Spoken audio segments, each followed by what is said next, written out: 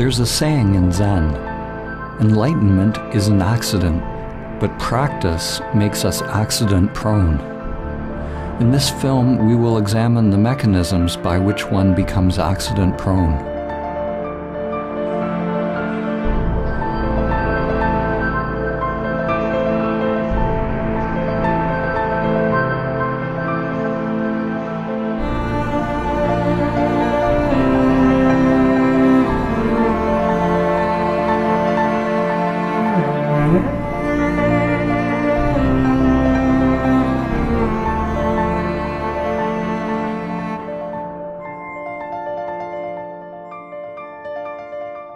Samadhi is freedom from identification with the limited self, freedom from our conditioning, freedom from suffering.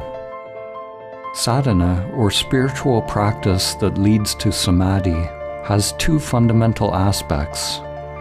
The first aspect is purifying the self-structure through practices which shift the energy out of conditioned patterns and pathological thinking. When the energy is free, it facilitates greater interconnection, love, and expansion into higher levels of self or soul. What you think of as other becomes integrated into you. The self-structure becomes like a node in increasingly higher levels of mind.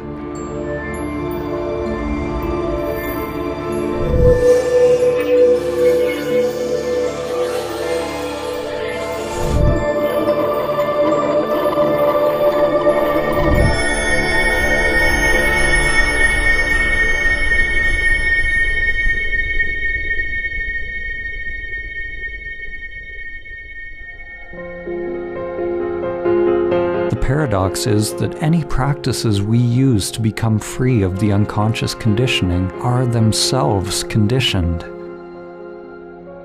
At a point, all techniques, all concepts, and all doing, all attempts to realize Samadhi have to be let go of. A meditator cannot awaken. A self-structure cannot awaken. It can only give up egoic control, reactions and preferences, which lays the groundwork and inner rewiring for staying awake on the gross, subtle, and causal levels.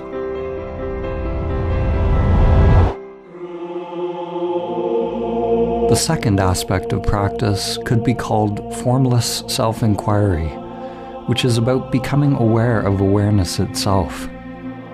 Waking up to the realization that all levels of self or soul are ultimately empty. Like the wings of a bird, these two aspects of sadhana, mindfulness and mind emptiness, carry one towards Samadhi, the collapse of all duality.